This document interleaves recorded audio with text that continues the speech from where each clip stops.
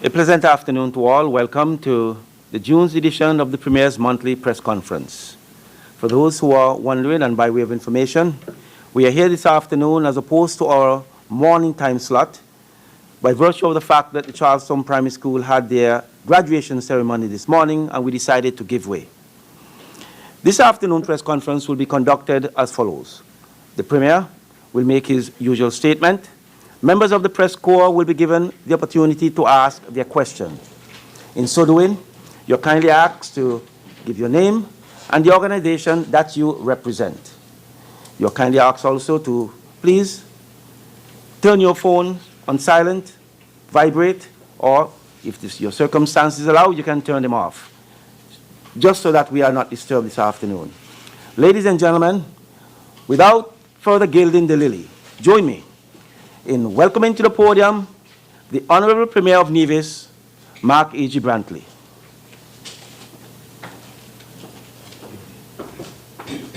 Thank you very much, P.S. Daniel, and I say good afternoon to everyone. P.S. Daniel has already apologized on my behalf, but let me do so as well for convening this press conference in the afternoon. I hope that did not inconvenience any members of the press unduly. But we had the graduation for the Charlestown Primary School, and some of us would have attended that graduation. Let me start on a very sad note. While I was at the graduation ceremony, I got word that our former Governor General, former Attorney General, Sir Tapley Seaton, had passed. And I want to start this press conference by expressing my deepest condolences to his family and to all of St. Kitts and Nevis. By all accounts, Sir Tapley would have served his country well. He would have contributed significantly. He was the youngest Attorney General. I believe he became Attorney General and our first Attorney General in independence at the age of 28. And thereafter, he would have moved through his life, his professional life, and eventually emerge as our Governor General. And so we have lost him. That is the official word that I have received. And I wanted to start by expressing my very deep condolences on that loss to his family and to the nation of St. Kitts and Nevis. We have quite a bit to talk about this afternoon, and so I want to get to it.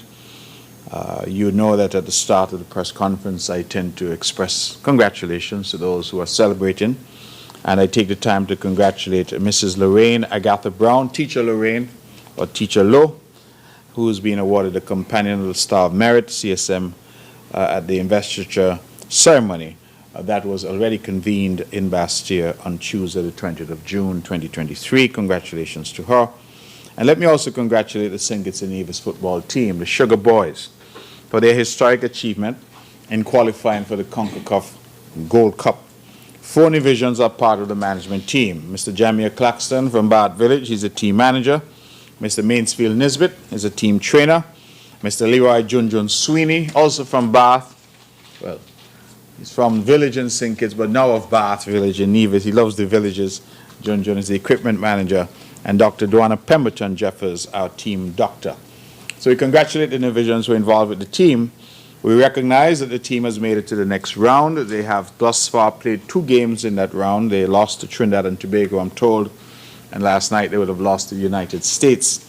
And we have, I think, to put it in perspective, because the U.S. is a nation of 300 million people. St. Kitts and Nevis is a nation of 50,000 people. And last night we were on the same stage with all the resources available to them and the scarce resources available to us. I think it speaks volumes that the smallest country in the world was in a game on the world stage against the most powerful country the world has ever known. And so I congratulate all who are involved and congratulate the Sugar Boys. I think that they have done us proud and that we all should feel proud of them and the way that they're carrying the flag of St. Kitts and Nevis internationally. Let me also congratulate young Colin Tuckett, who is the captain, Onaje Amory and Kimani Nisbet. They have all made the Leeward Islands under-19 cricket team. The Leeward Islands under-19 team is the defending champion. They will face off against Barbados, Jamaica, Trinidad and Tobago, Guyana, and the Windward Islands in St. Vincent. The tournament will happen during the month of July. Congratulations also to Von Radio, the Eastern Caribbean's only powerhouse. They have been a steady contributor to national development, and they're now celebrating their 35th anniversary. They will have done so on the 18th of June, 2023. I want to extend warm congratulations to my friend, my brother, Everett Weber Herbert, and to the team, because he has steered that ship now for 35 years and done so successfully. And so I congratulate all. Congratulations as well to Stuart Williams for being selected as one of the assistant coaches for the West Indies team and the limited overs side. Of course, we all know Stuart is a Nevisian cricketer and former West Indian opening batsman who has played on the international stage and also has done his part in putting Nevis on the map. And so we congratulate him on his elevation to that coaching position. This weekend, as we all know, it's the Nevis Mango Festival, and I want to encourage from this rostrum one and all to come out and be a part of it. I want to particularly encourage our brothers and sisters from St. Kitts to come over. I'm told that the boats are all running. They're offering specials for persons to come. And June 30th, which is this Friday, we have the launch at 10 a.m., and this will be at Dewdrop's Restaurant. They'll have cooking demonstrations there. And then at 1 p.m., they have what they're calling the Mango Festival Open Day, which will be at the Indian Castle Fruit Orchard. Now, I'm encouraging persons to go out. If you have not yet seen the Indian Castle Fruit Orchard, it is an absolutely phenomenal development here on the island, and I would suggest that you go and you see that. But we have the Mango Festival that's happening there, and then that's going to feature mango tasting, mango eating competition, mango mixologist competition, and a mango hunt. And then at 6:30 p.m., they have a mango cocktail bar crawl on Pinnis Beach. On the Saturday, starting at 12 noon, there's a Taste of Nevis food tour, which is going to take you all across the island to various restaurants. And then at 7:30, we have some celebrity chefs who will be cooking at the Mount Nevis Hotel. And so one and all are invited to be a part of these various events. And then on Sunday, there's a grand finale where they have, starting at 1 p.m. at the Malcolm Gishard Recreational Park, For the Love of Mangoes at Malcolm Gishard Park, featuring chef's competition, wellness zone, Mango 101, kids zones, and chef samples. And I'm told that there is an influencer, social media influencer, called Julie Mango, I'm told she's called, from Jamaica, who will be there and be a part of this. So we have celebrity chefs, we have influencers, we have mango-infused dishes, and we invite one and all to come out and enjoy this, the 9th anniversary of the Nevis Mango Festival. The Ministry of Education and Sports was very pleased, in fact all of Nevis was pleased, as we welcomed young Nicholas Claxton. Nicholas Claxton is a 24-year-old basketball star. He's a starting center for the Brooklyn Nets. His family is from Nevis. His grandfather is from Nevis, his father, and he came to experience his roots. In fact, his father, Charles Claxton, would have played briefly with the Boston Celtics. And so we had the opportunity for young Nicholas to come. He's on summer break, of course, from the NBA. And he would have come, and most importantly, he would have had a clinic with the young basketballers here on the island as well. And so we thank him. He would have come with his family to reconnect, of course, with his roots here. And we also want to commend our Minister of Sport, the Honorable Troy Liburd, who made the necessary arrangements. The OECS Commission would have visited the Federation during the week of June 11th to 17th to introduce a USAID-funded youth project called OASIS, Opportunities to Advance and Support Youth for Success. The project is a continuation of the Juvenile Justice Reform Project, which concluded in 2022 after 2 phases. The overall goal of OASIS is to build on work done during that earlier project to transform the youth justice system, to provide opportunities for diversion, rehabilitation, and reintegration of youth who have come into conflict with the law. Through that initiative in Nevis, we were particularly pleased to be able to set up our own diversion program site. The Yes to Success and Skill Training Diversion site located at Pinnis was commissioned in 2020 and has touched the lives of hundreds of at-risk, suspended, and offending juveniles across Nevis. The program has been recognized as a viable one for both pre- and post-court diversion locally and by overseas evaluators. The delegation comprised Ms. Aretha Dashville, project manager, and Ms. Tracy Sinclair, program assistant. And they would have been in Nevis on Wednesday, the 14th of June, to meet with various stakeholders. So we are very conscious of that project, and of course, we have had some success here in Nevis, and we propose to continue in that vein. As we get ready for the geothermal project, and I will say more on that at subsequent press conferences, but I just wanted to announce that we have had here with us over the past few days 2 technicians from the University of the West Indies Seismic Research Center. They are on island, and the purpose of their visit is to become familiar with the geothermal exploration project, to identify geographic locations along the perimeter of the geothermal exploration areas that are likely to be used for installation of seismic sensors, and to identify geographic locations that are likely to be used for the installation of seismic sensors to monitor volcanic activity on the island generally. So we welcome these scientists, and certainly we look forward. I want to make it very clear to the public and to the press there is absolutely no need for any alarm. These are all measures that are being put in place as standard operating procedures for these types of projects and for the island more specifically. This allows us to measure seismic activity. We are a volcanic island. We are a dormant volcano, but it is not extinct. And therefore, that means that from time to time. So when you go and you enjoy the hot springs, that's evidence of seismic activity. And so we continue to monitor, and we welcome these scientists, and certainly look forward to having the necessary monitoring devices in place. The Department of Education has started its prospective teachers course.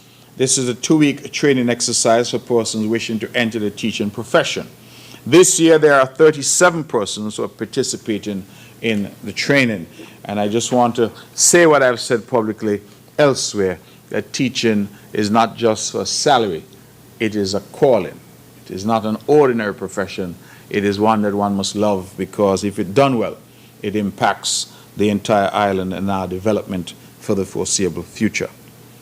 Let me extend special congratulations to our special Olympic athletes, Shane Nisbet, Robert Liddy, Jamal Merchant, and Shakir Stapleton.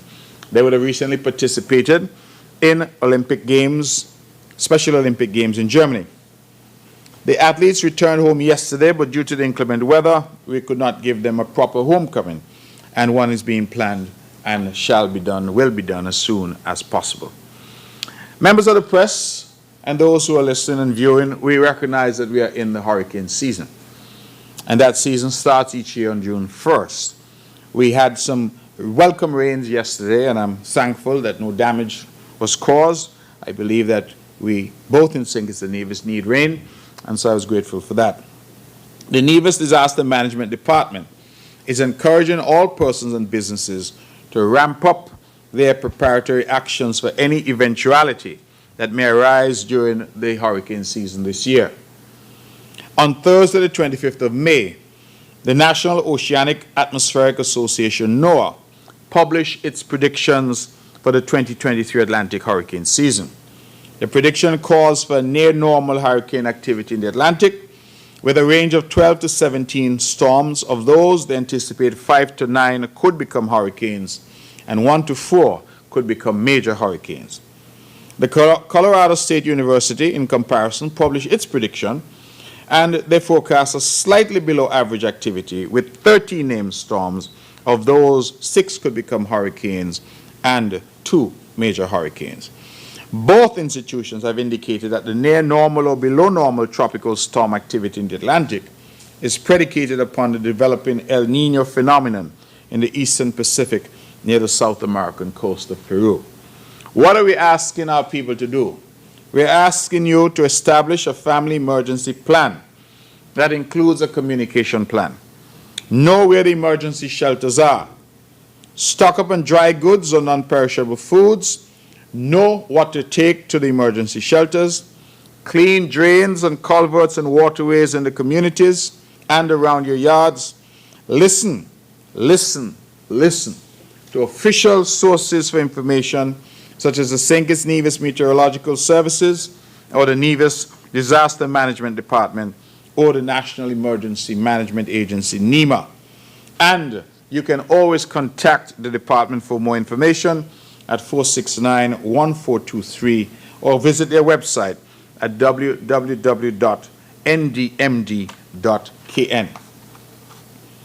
I'm sure members of the press might be asking, where are the emergency shelters in Nevis? So here they are. In the parish of St. Paul's, we have the Anglican Church in St. Paul's, the Anglican Church Hall. In St. Thomas's Parish, we have the Jessop's Community Center, the Barnesgood Community Center, and the Cotton Ground Community Center. St. James Parish, we have the Franklin Brown Community Center and the Butlers Community Center. St. George, we have the Charles Walters Community Center and the Ebenezer Church of God. And St. John's, we have the Pond Hill Community Center and the Albertha Payne Community Center. We know that Culturama is well and truly on. It is the Caribbean's greatest summer lime, and we're celebrating 49 years of Culturama this year. The preparations are well underway. The media launch was done at the Malcolm Gishard Recreational Park on June 16th. On June 17th, we had what we refer to as Action Corner. That happened at H&M Seafood Bar and Restaurant right there in Cotton Ground. Featured the Soca Monarch artists. On June 18th, Father's Day, 10 senior calypsonians performed at the opening of the TDC Senior Kaiso tent, dubbed the Father's Day Edition. This took place at our Old House Cafe on Pump Road. This coming weekend, July 1st and July 2nd, the Culturama activities continue at Dewdrops Restaurant from 7 p.m. with another Action Corner. And for those who are wondering, Dewdrops is on Westbury Road, with another Action Corner promotional event featuring the core band and top DJ Sweet Sister Sensi from St. Kitts. Sister Sensia from St. Kitts.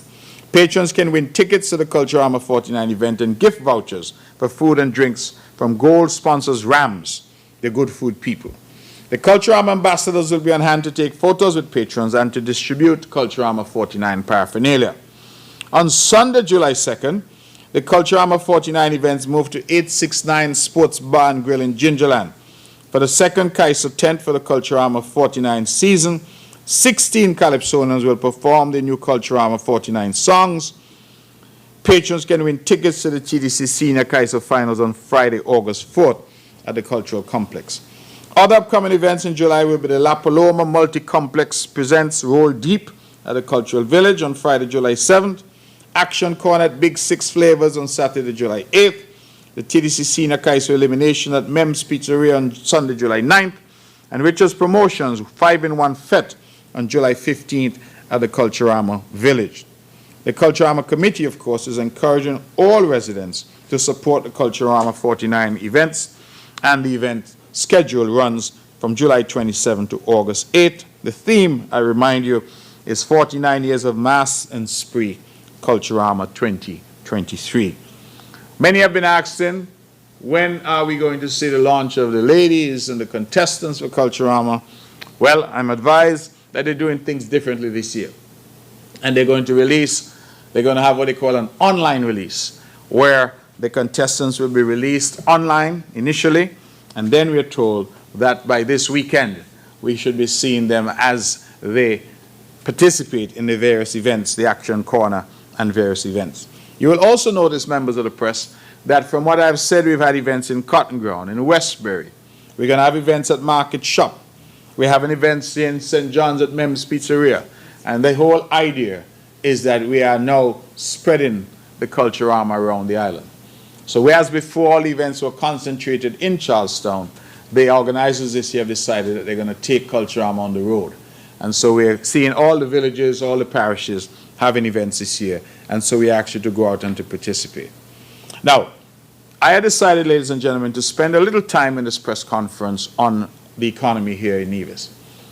We are in the month of June, and so it means that we are 6 months into the year, but also 6 months into this new administration having won the election of December of last year. And I wanted to share some statistics with the public and with the members of the press, and to say that the economy has been recovering and that we are optimistic that that recovery will continue. I have some numbers that I will share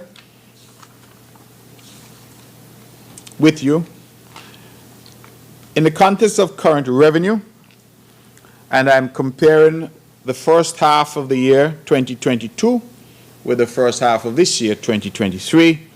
Our current revenue is up by some 8.21%. Our tax revenue is up 6.71%. Our taxes on income and profits, that is up 49.44%. Our corporate income tax revenue is up 153.97%. Our social services levy has seen a slight decline of 1.16%. In terms of our property taxes, again, comparing 6 months this year with 6 months last year, our property taxes are up 19.11% as at this point. Our VAT is up 17.65%, our VAT collections. Our import duties are down 4.98%, and our VAT on customs is down some 1.74%.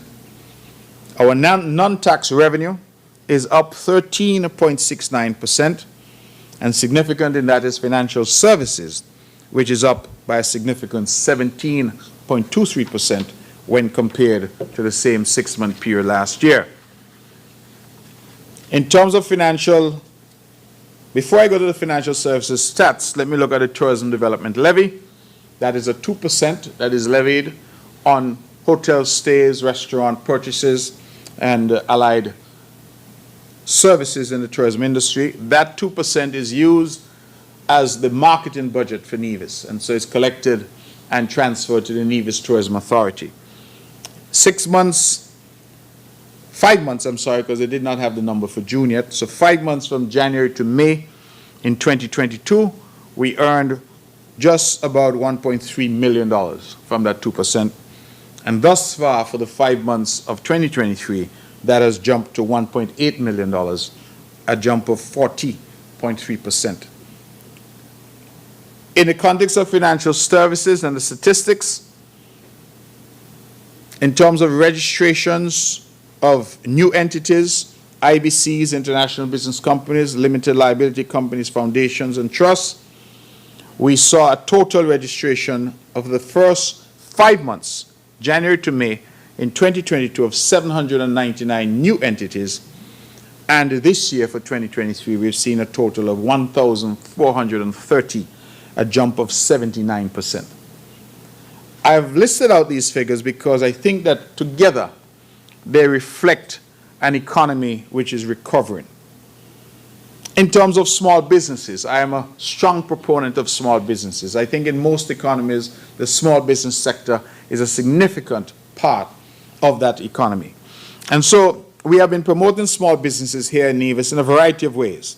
And I'm pleased to advise that for the first 6 months of this year, we've had 181 new businesses being licensed compared to 141 last year at the same time. And we're seeing growth, I'm told, construction, car rental, consultancy, property management and real estate, and a few in architecture. So that is something that I think we would watch. And of course, I will continue to report to you as the days and weeks and months go by. As part and parcel of our economic thrust, we have talked a lot about economic diversification. We realized during COVID that the overdependence that we have on tourism is perhaps misplaced. And so part of our response to COVID and part of our response to the need to diversify the local economy was, of course, to look at food security. And we have been strongly advocating and directing resources to greater food production here on the island of Nevis. I was therefore very pleased that just 2 days ago, on Tuesday the 27th of June, the Ministry of Agriculture broke ground for a poultry processing plant at Prospect. The facility will include a plug-and-play processing line with a capacity of 800 birds per hour, a spin chiller, and an auto carousel cut-up line, chill and freezer units, as well as administrative offices.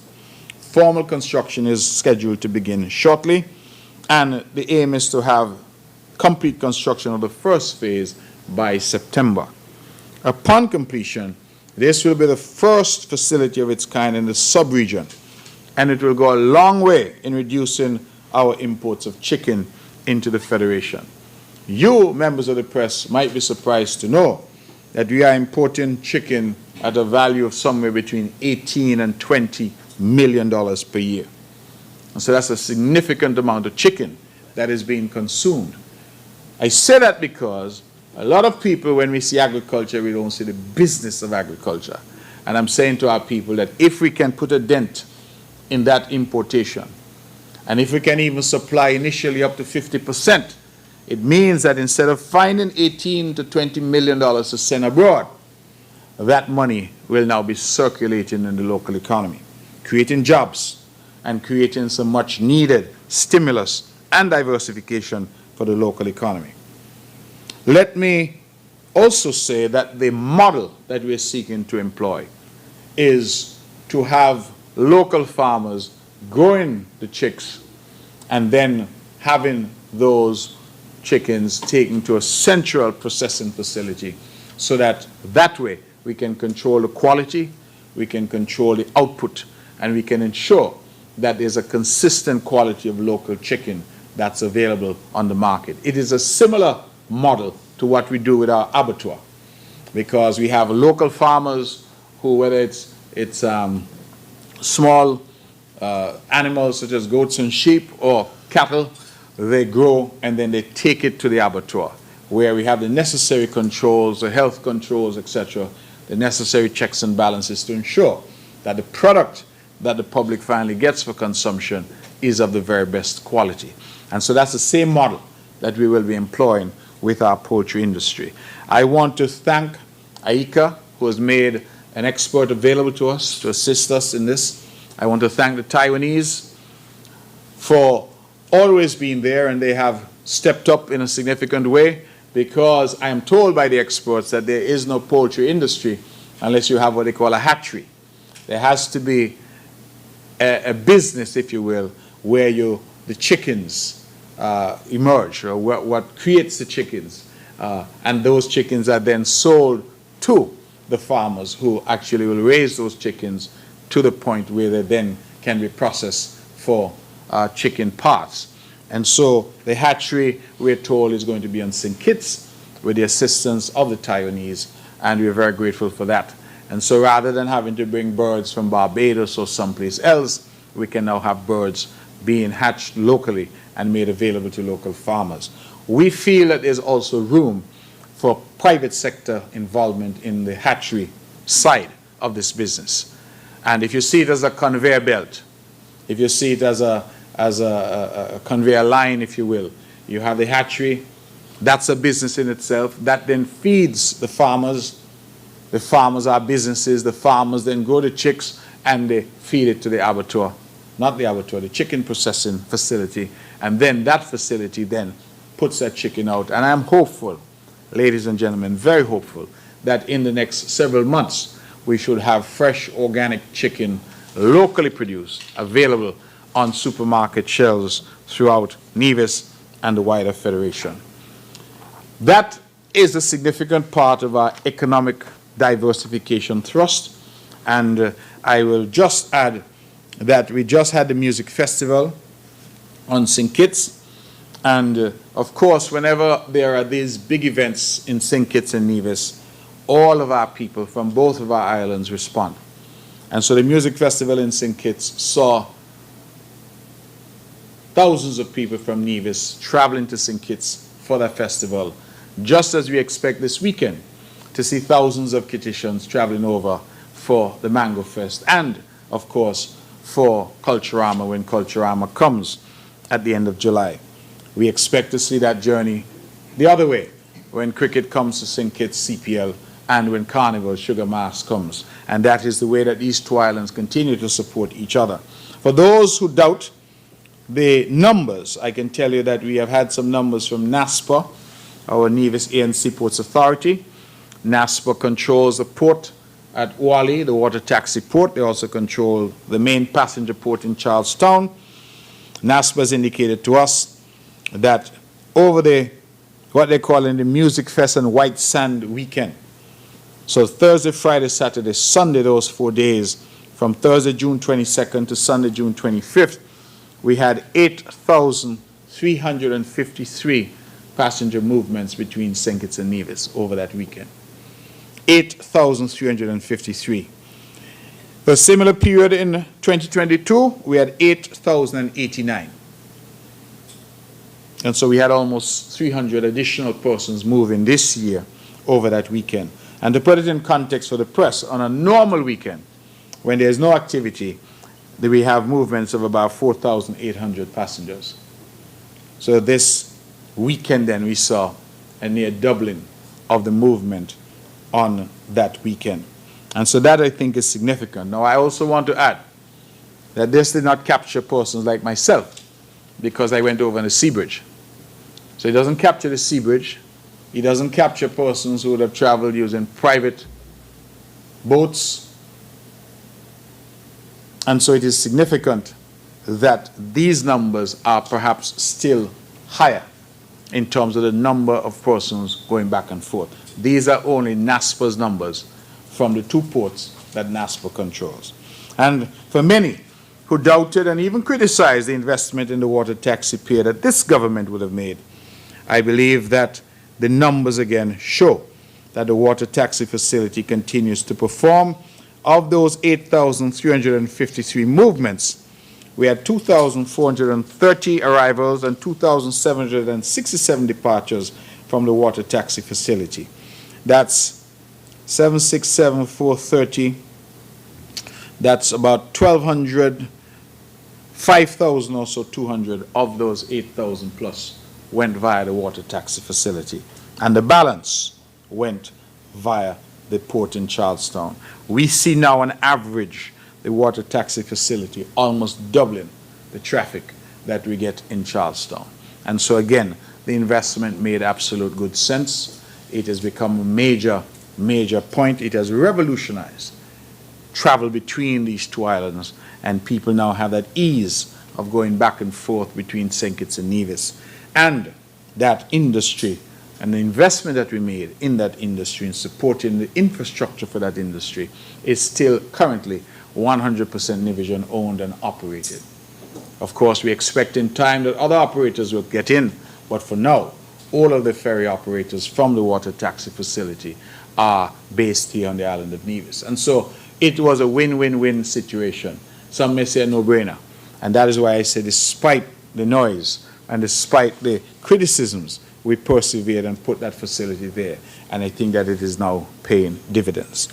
I have, ladies and gentlemen, one last thing to say, and that is on the issue of crime, because, of course, there can be no development in an era or in a community where there is insecurity.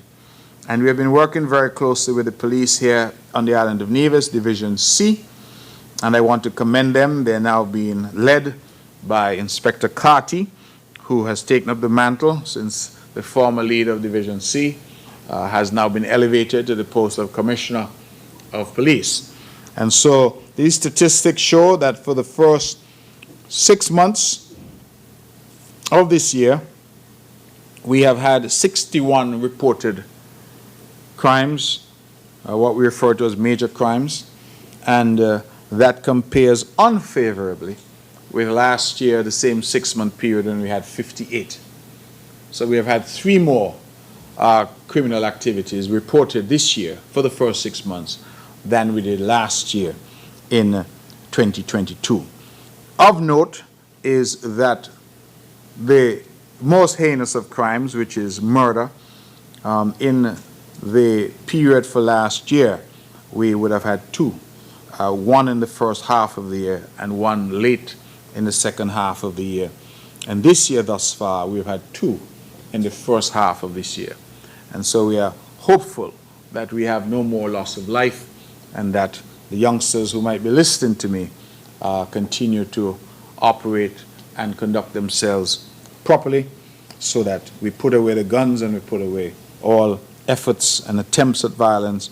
Crime really doesn't pay. I know people say it and some doubt it, but it really doesn't pay. And I tell people, no matter how successful you think the robbery was, No matter how successful you think the drugs that you sold might have been, no matter how successful you think the last thing that you committed, the house breaking that you committed might have been, crime ultimately lands us in one of two places. It's either the cemetery, and I gather that there's room at Springfield and there's room here at Britannic. So if that's where you want to go, a life of crime will take you there.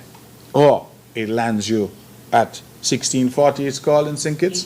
1840. See, I'm going back 200 years. It takes you to 1840 in St. Kitts. Either way, 1640 or 1840, that's not where you want to be. There's work available. I've pointed out that the economy is growing. We are recovering. And so I'm urging our young people to go out and do things the right way. You want money? Go and earn money. Go and work. Find a job. Sleep better at nights. Understanding that what you're doing is legitimate.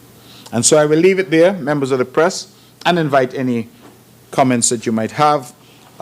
Just before you do, I remember the last occasion, Von Radio had some questions for me. One such question was about the peace program, whether it still exists. The answer is, of course, yes. And they also asked about the numbers. I'm told that we had as high as 130 youngsters in Nevis on that peace program. We're now down to about 70.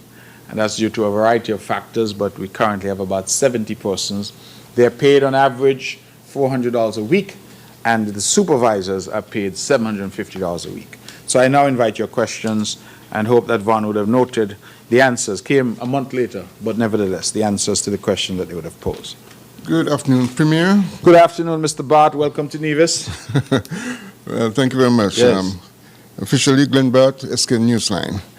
Now, Mr. Premier, the last time you met with the Prime Minister, officially, sort of, was in the United Kingdom during the coronation period. Yes.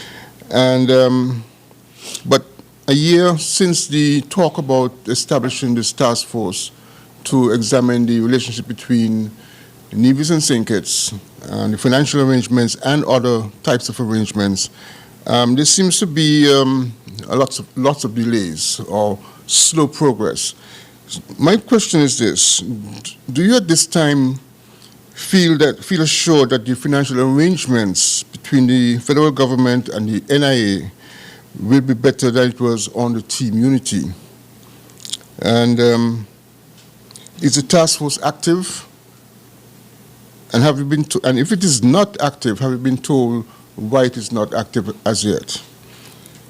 Secondly, with regards to Culturama, is there a way that you can determine the level of visitor arrivals into Nevis specifically as a result of Culturama? Thank you. Okay, thank you very much. Mr. Bart, you asked some very good questions. The last question, let me try and address that first. Statistics has been a very difficult area for us in context of tourism generally. Nevis, as you know, is heavily dependent currently on the ports in St. Kitts for persons coming through, particularly persons coming by air. And most of our guests are coming through at the RLB, the Robert Llewellyn Battery Airport. The problem is that other than guests saying on the forms that we have where they intend to stay, it really doesn't tell you very much more in terms of what they're there for, whether it's Culturama, whether it's Carnival, whether it's Music Festival, as the case may be. Now, I will tell you that there's a genuine debate as to how much information you extract from your guests. All of us who would have traveled know that one of the most annoying aspects to travel is filling out these forms. I certainly don't like to do it, and I'm pretty sure that I speak for many. And I have seen some forms which look like mini questionnaires. Age, area where you're from, why your reason for visiting, and that kind of thing. Income bracket, all kinds of things. Now, that's good if you get persons willing to fill out the information. It gives you some data that you can look at. But I think for many, it is seen as something that detracts from your holiday experience. You're going on holiday, you don't have no time with no long form. In fact, if you go to the UK used to have the shortest form that I've seen in all my years of travel, when they just ask you a few questions, and that's it. So that's the struggle sometimes, to determine how much information that you can get. I think what we need to do is develop a system where we get more information from the hotels, the guest houses, and the areas, the villas where people are staying. Because I think they would have perhaps a better indication as to why these guests are there, what their tastes are, where they visit while they're there, etc. That might be a better option for us. But I will tell you, Mr. Bart, that the collection of data has been one of the difficulties that we have experienced, especially here in Nevis.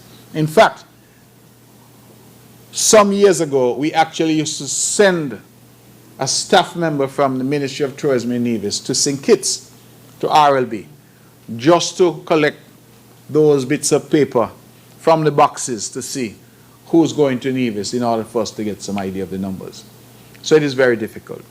In Nevis, we tend to always have what we call undercounting, because we depend exclusively on the hotels to give us the numbers, particularly since our airport here, as you know, is largely inactive insofar as people coming in are concerned. And so at RLB, they do get the data, but sometimes it's not easy to disaggregate that data. So we know who's coming to Nevis, who's coming to St. Kitts. And that is something we really need to pay some attention to. So we have a better idea of who's fueling, for example, the traffic into RLB and what percentages of that traffic. We know, for example, over the years that because of the higher cost of Nevis insofar as hotel accommodations, we pitch ourselves at the higher end of the industry, that as a result of that, most of what they call the front of aircraft, so the business class section coming into RLB, tends to be people who are coming to Nevis. With Park Hyatt coming, that is not always the case, because you now have a comparable property on St. Kitts in Park Hyatt that is also catering to a luxury traveler. So it would be good to get inside those numbers, but I don't have that data, and that data is not ordinarily available to us currently. We had discussed some computer programming and reprogramming to allow agencies in Nevis to access that data as well. But I recall when we had that discussion, national security had some legitimate concerns, because they were saying that this really is a national security portal of persons coming in. And we know that those persons coming in, immigration, customs, etc., they would fall generally within that rubric as border control. And so they didn't want any and anybody, so to speak, to have access to the data. So it's something we need to look at.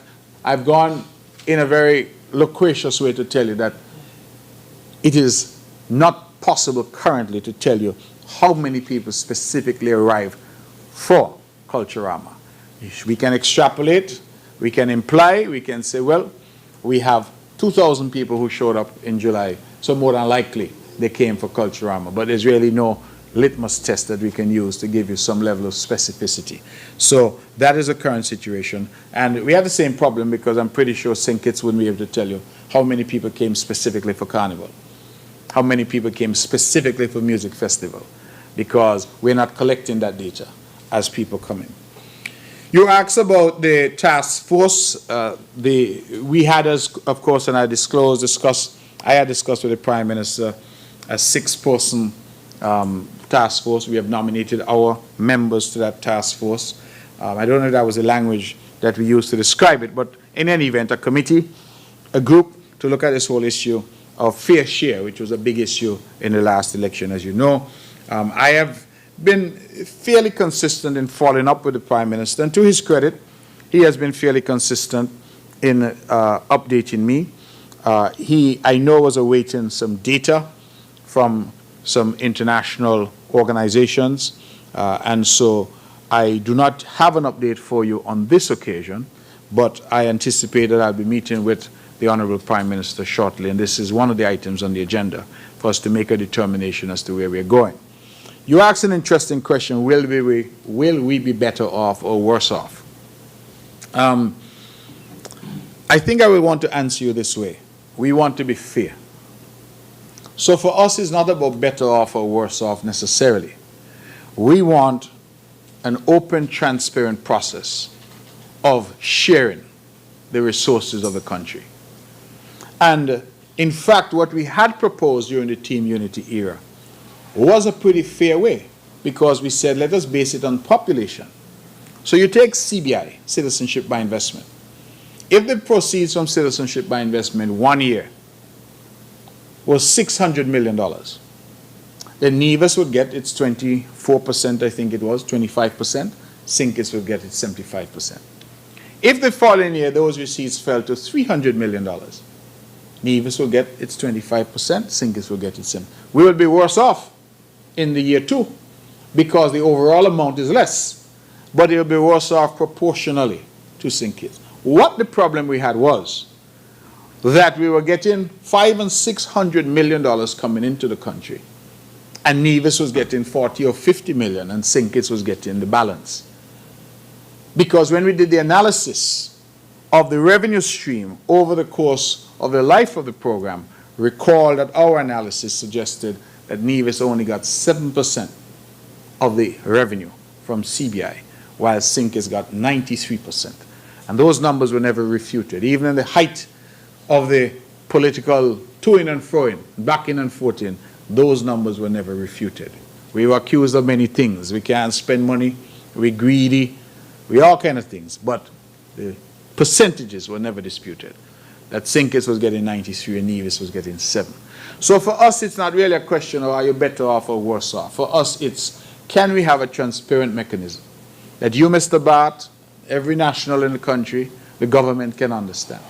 And it allows us now better planning as well, because we can have forecasts and we can say, well, all right, we anticipate that this will be the revenue, just as we would anticipate each budget what our revenue is going to be, rather than a situation that currently exists where we are essentially dependent on Sinkis determining what proportion of this will Nevis get.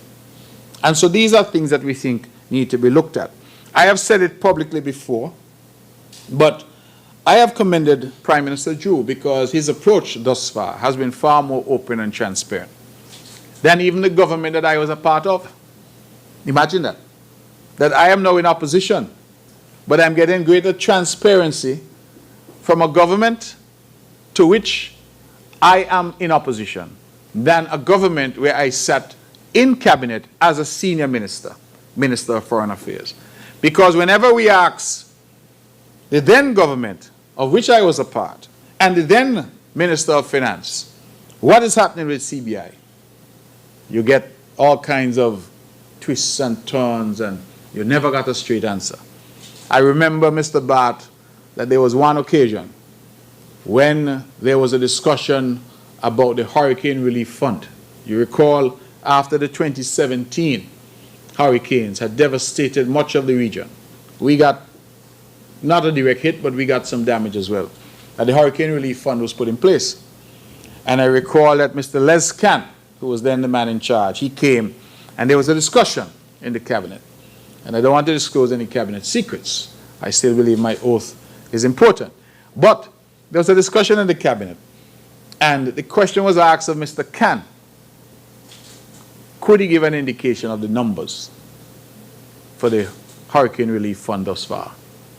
And Mr. Can said he was doing well. Well, doing well is not a number. So yeah, but could you give the numbers? And Mr. Can deferred to the then Prime Minister, who said, oh, it's doing all right. It is doing well. It is doing well. We never were able to get numbers. And I feel that this is a significant change. And I'll give you an example.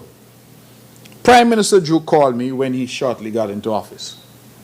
And he said to me, Premier, are you aware that a particular friend of Sinkis and Nevis makes a particular contribution to the office of the Prime Minister each year for projects?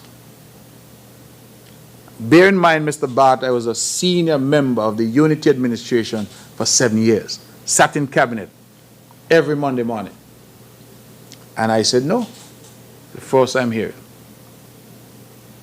And Prime Minister Drew expressed surprise. Naturally, I wasn't aware of this. And he then disclosed the amount, and he indicated that going forward, Nevis will get a percentage of that amount. And I thought that that was instructive because all when we're talking about fair share during the campaign, and talking about amounts, we never included those amounts coming in from donor countries because we were not aware of them. Not aware of them. These were amounts coming into the office of the Prime Minister to be used. However, the then Prime Minister decided he would use it, but Nevis was left out, way out in the cold. Way out in the cold. So this Prime Minister called me. We're not on the same side. He's the Prime Minister, Labour-led administration. I'm the leader of the opposition. And he said to me, are you aware? And he said, this is a commitment. To the point where I can say, because it is in the public domain, that we're using those funds to do the additional work that we're currently embarked upon at Pinnis Beach, at the Malcolm Gishard Recreational Park, what we call in the second phase, where we're doing parking and drainage, proper lighting, security, and all of that. That is what has made that possible. And so I have to say these things because, to me, I was in a cabinet where information was being hidden from cabinet members. And I am now in a situation with a government in opposition to them where more information is forthcoming. And I must say so because it is the truth, the whole truth, and nothing but the truth. And so, you ask, will we be better off? Will we be worse off? I think we are already better off because there is a level of openness. There's a level of mutual respect. There's a level of dialogue that never existed.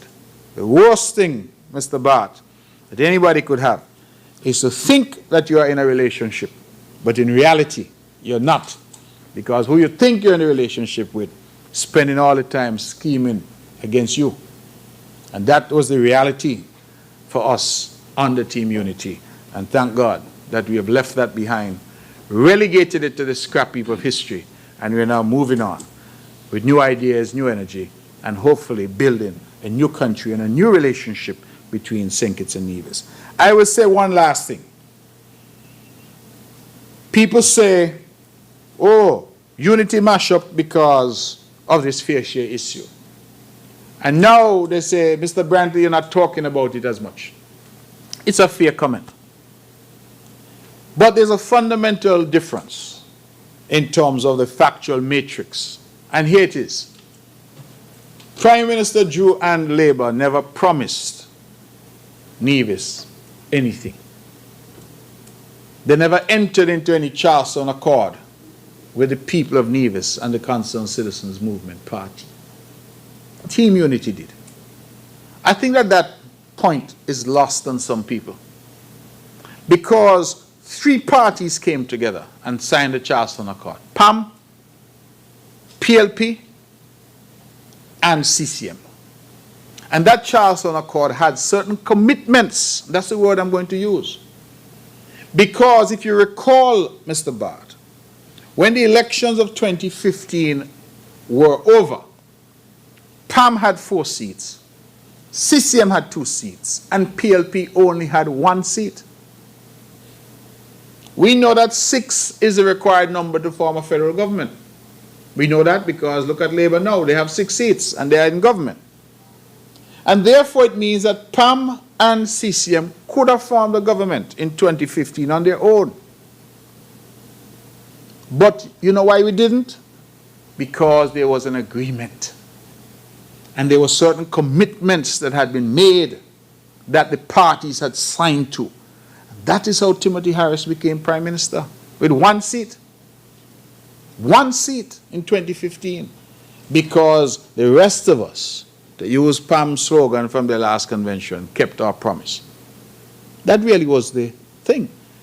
And so you couldn't look and say, well, the Charleston Accord was good to elevate some and give some what they wanted, but not good for others. And so I think that the grievance that came in about fair share was that the Charleston Accord set out a framework for St. Kitts and Nevis in terms of sharing. And when that faltered, and it was clear that those who had used the very accord to be elevated to the highest offices were no longer interested in the other aspects of the accord, discord is what resulted from a failure to comply with the dictates of the accord that had been entered into.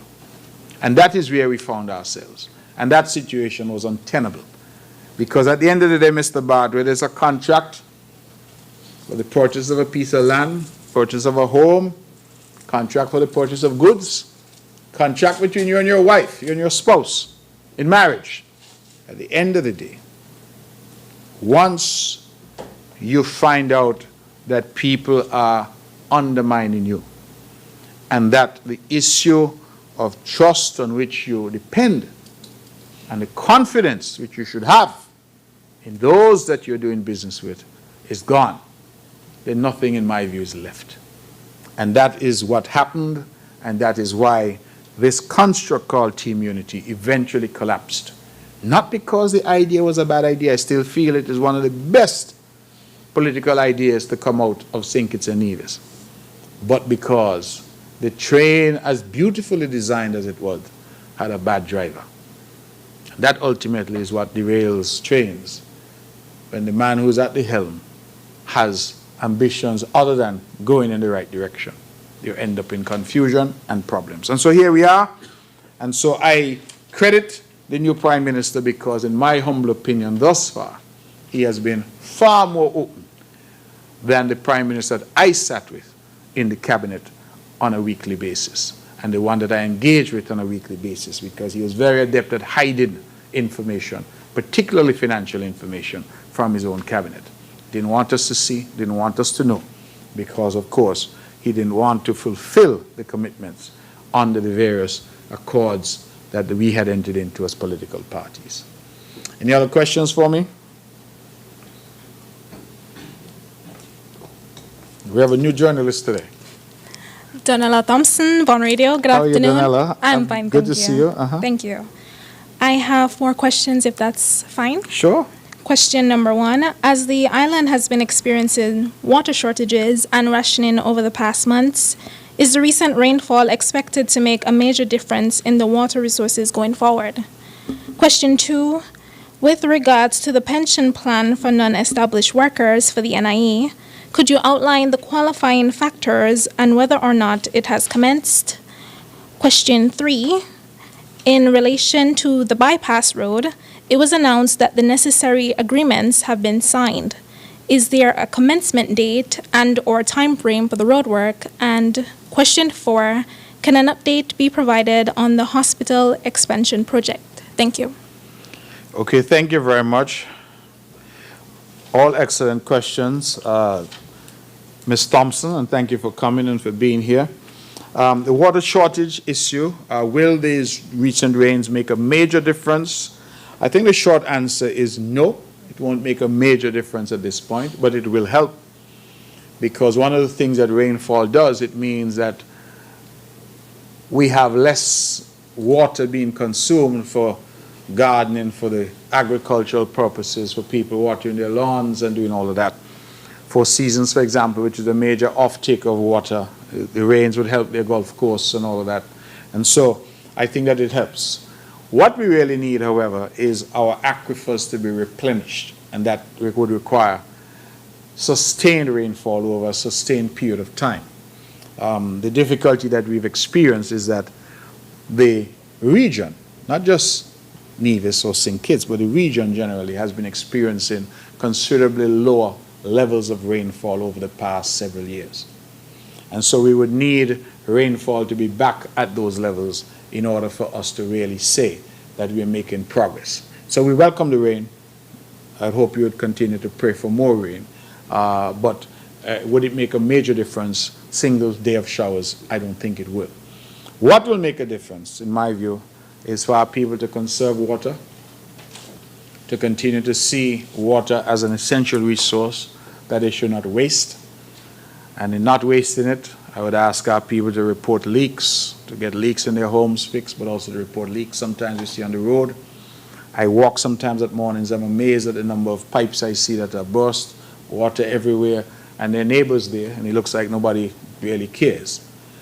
But the day you put on your tap and no water comes out, you start to call the radio station and you go on Facebook. So obviously you recognize that water has value. And so I'm asking our people to be prudent and sensible and to conserve as much water as possible. We are looking at the water rates that are currently levied on the island of Nevis. We're doing an analysis across the region now. We have realized that water rates in St. Kitts and Nevis are some of the lowest in the entire region. In fact, in St. Kitts, water rates are even lower than they are in Nevis. So I'm not sure how the St. Kitts Water Authority is being able to manage the situation over there, but it's even lower than it is in Nevis. But we're looking at that. For example, currently I think the price of water is 13 EC dollars for 1,000 gallons. And to put it in context for you, 1,000 gallons, you'll probably get a few hundred of these from 1,000 gallons. And I don't know about you, but normally when people go out, they pay $5 for this. So you're paying $5 for this, but the government is giving you 1,000 gallons of water for $13. So by the time you buy 2.5 of that, $13 is gone. But government is giving you 1,000 gallons for $13. And in fact, we're giving $13 a gallon up to 3,000 gallons. So if you got 3,000 gallons of water, you only pay $39. So maybe it is. You see the difference, for example, in electricity. Electricity is expensive. You hear people saying, take off the AC, turn off the lights, because people recognize at the end of the month it's going to cost. Water, no. People seem not to have the same attitude to it because they think it's cheap, so it's nothing. Water bill tends to be the lowest bill that most people in Nevis pay each month. So we have to look at that. We're going to shortly launch a massive PR campaign to deal with encouraging conservation in relation to water and water consumption. We are doing a rate analysis. We'll come back to the public with more on that. We also have identified the need for a mapping exercise to be engaged in. One was done many years ago, but we are told that better technology is available now. So we are going to use drones, I'm told, to map so that we can know with greater specificity where water can be found so that we know where to drill.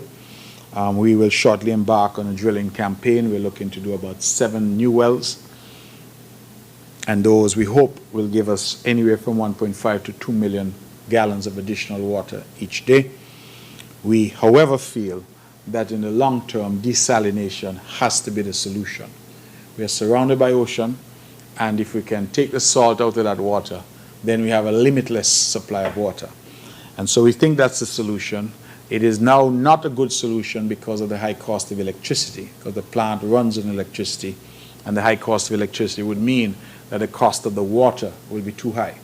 But we are hopeful that with the geothermal energy and the dramatic reduction in cost of energy, that we can then go to desal as a primary source and allow our aquifers an opportunity to recover, because that has been a major concern, that we're extracting water too fast from the aquifers and they're not replenishing as quickly as they should.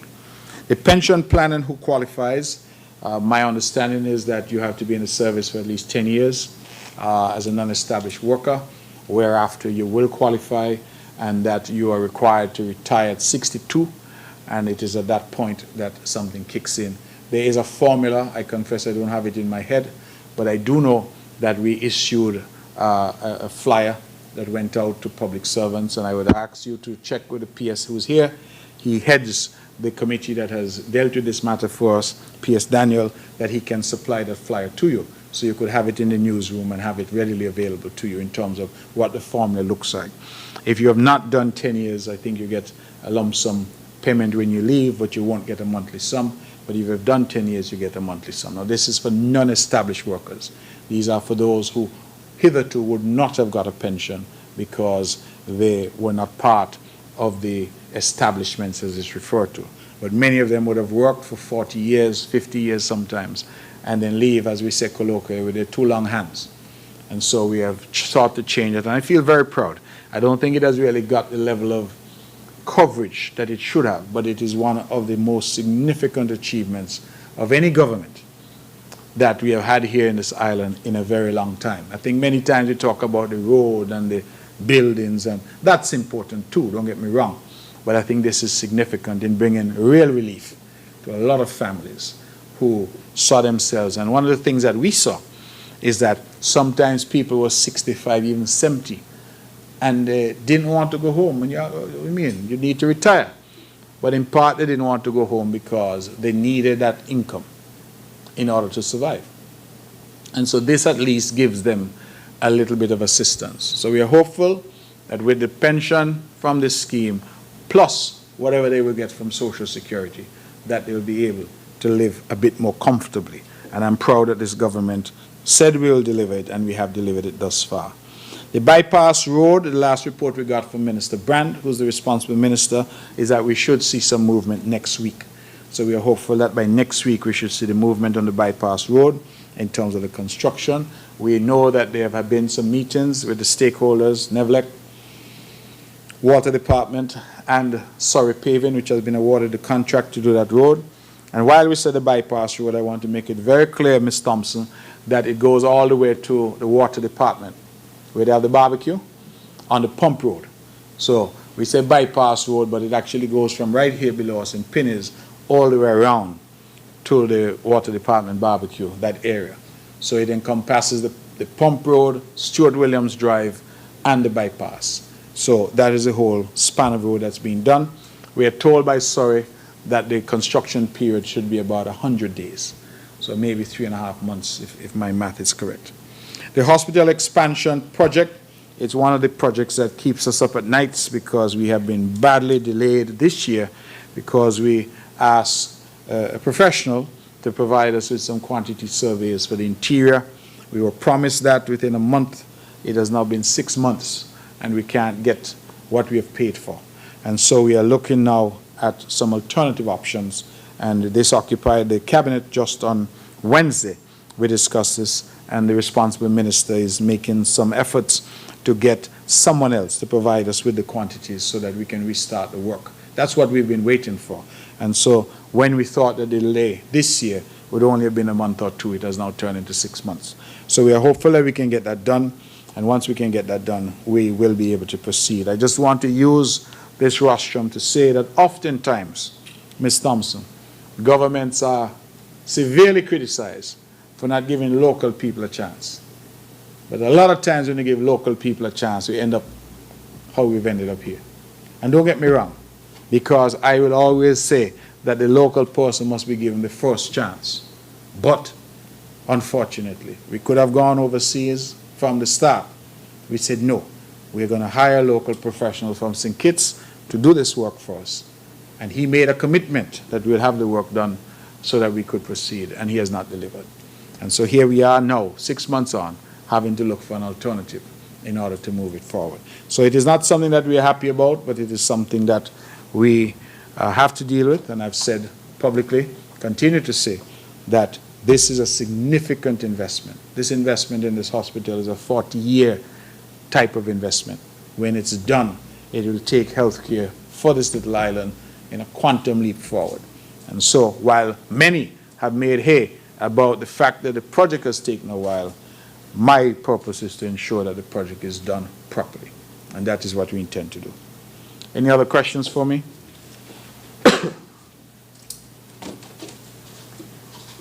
Good afternoon. Good afternoon. LK Hewlett, Department of Information. I know it's supposed to be it's seen as a St. Kitts thing. It's a St. Kitts Music Festival. But can you speak to the economic impact of that event?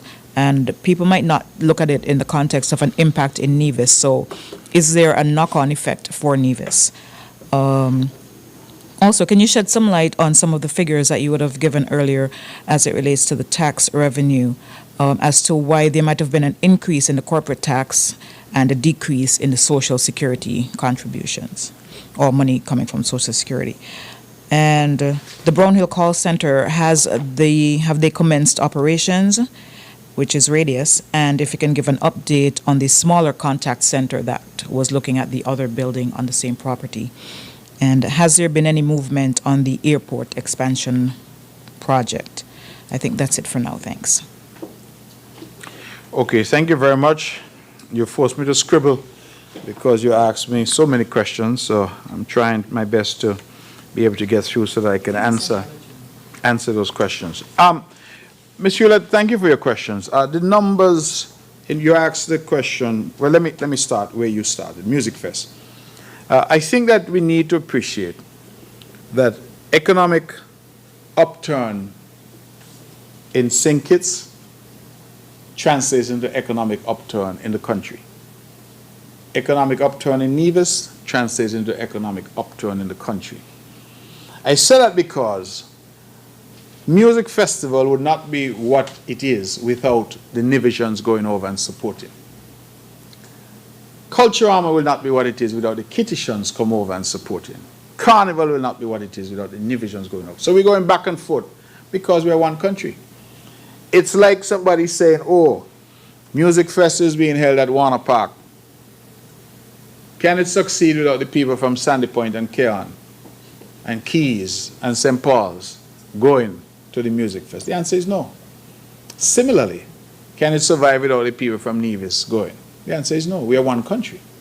And I think we need to reorient our thinking, because if we start to view these things through the proper prism, we understand that they bring value to the entire country.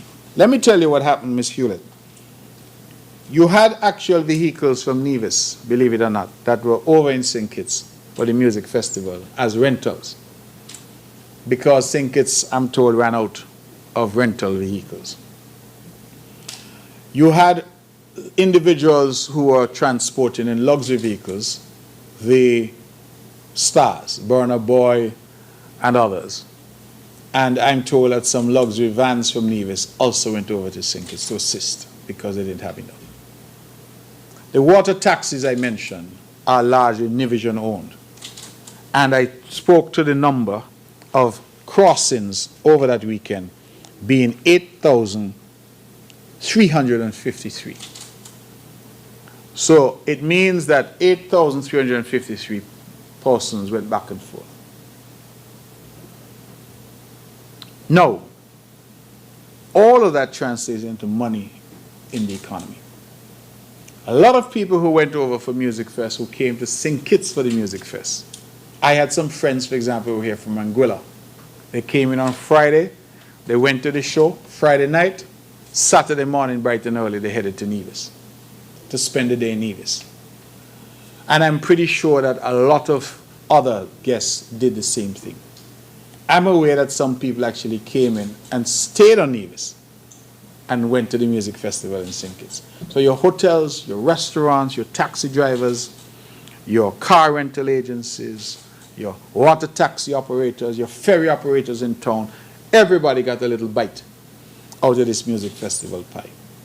And that is why I don't get into debate sometimes where people say, oh, look how much money they pay Burna Boy. Oh, look how much money they pay Barry Hammond.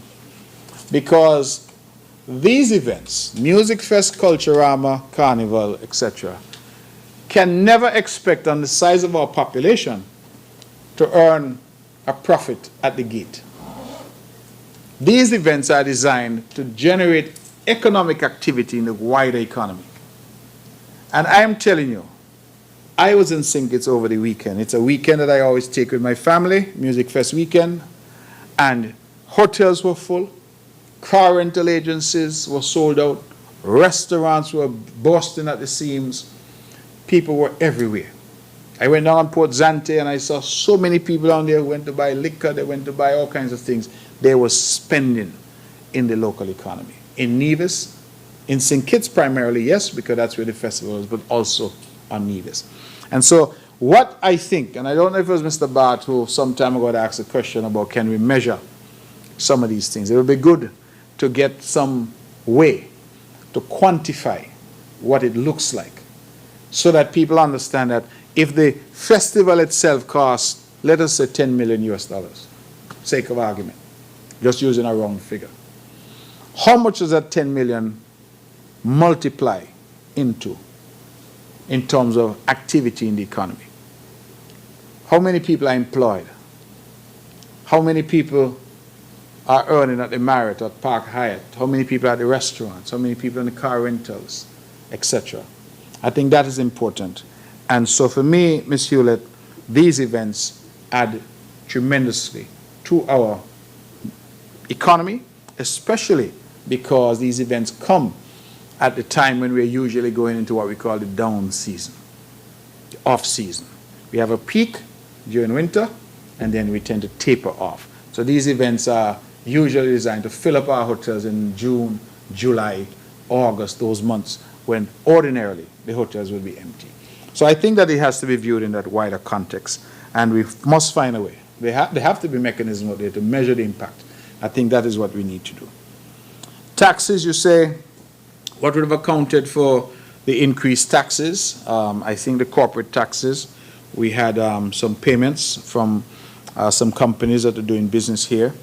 I think Digicel, Republic Bank, we have engaged now with some revenue sharing arrangements with St. Kitts in relation to entities. You know, that has been a perennial concern, that you have some big companies that are operating on both islands, but only paying tax on St. Kitts. And we've argued over that and said that is unfair because they're earning revenue and earning profits as well on the island of Nevis. So we are now working together in a collaborative way, Inland Revenue St. Kitts and Inland Revenue Nevis, to try and adjust some of these. So I think that has led to an uptick on the Nevis end in relation to some of these taxes. We're also seeing, I think, enhanced economic activity on the island. There's more activity on the island. I think people who are fair, looking at the island, see that there is great economic activity. We now have, say, the Four Seasons, which is saying to us that they have good business into August. That is unprecedented. Unprecedented. In fact, the numbers that showed us they should be at about high 50-something% occupancy in August. Ordinarily, the hotels would be at 10%, maybe 12% if we're lucky during those months. So I think all of those are factors that have contributed.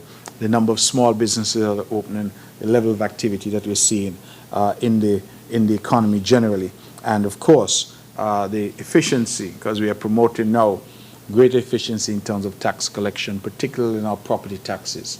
We're saying that too many people are not paying anything, and we don't want to increase the rates of tax.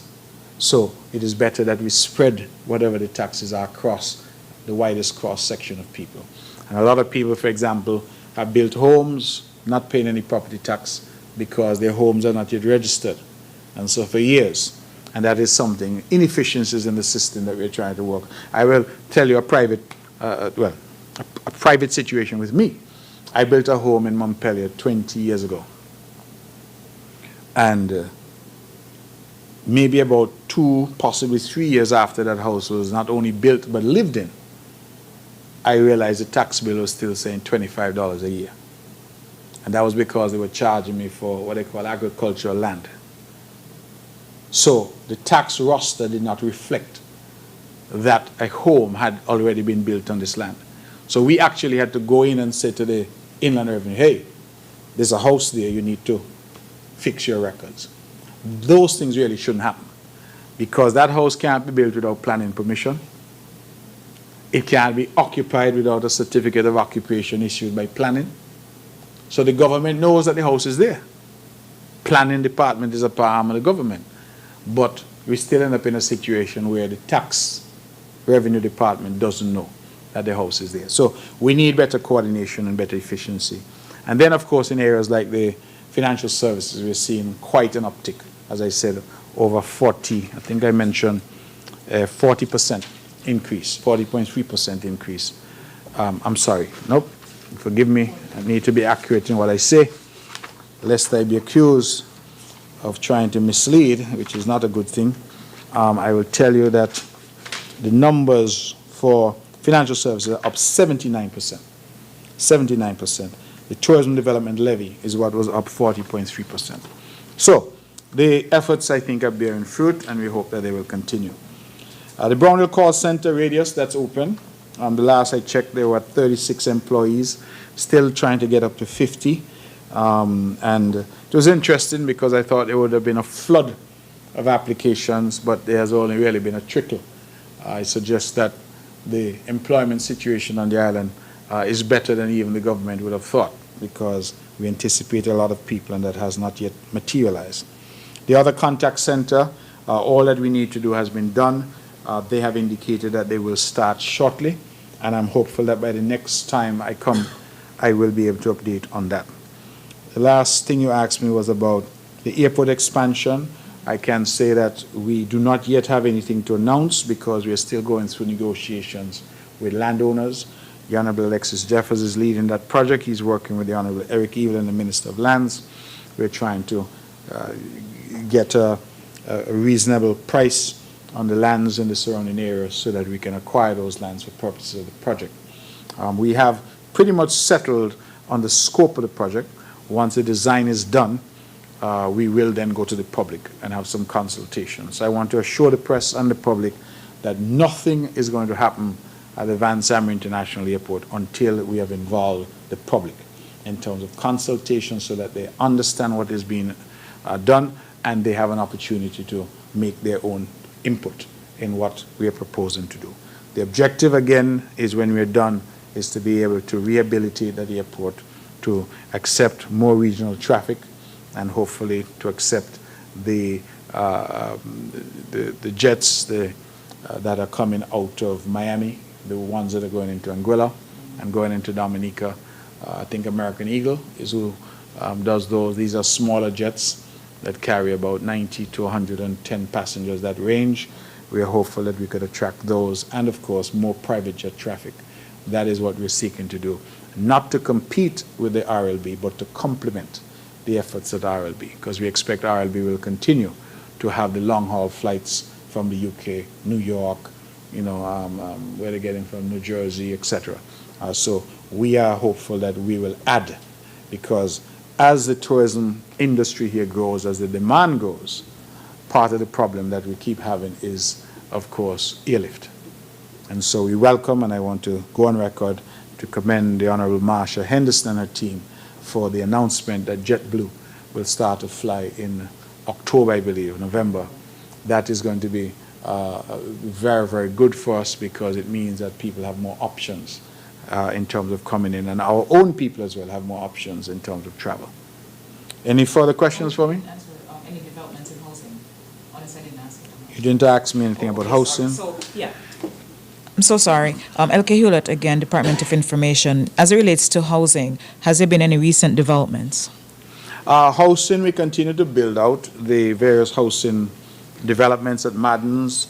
I am told by Minister Evelyn, who's new Minister of Housing, he's very pleased because in his own area now in Rice's village, they're going to be doing 8 homes there on a small development in Rice's. I think he said 4 have already broken ground, and we anticipate that another 2 will break ground shortly of the 8 that are planned.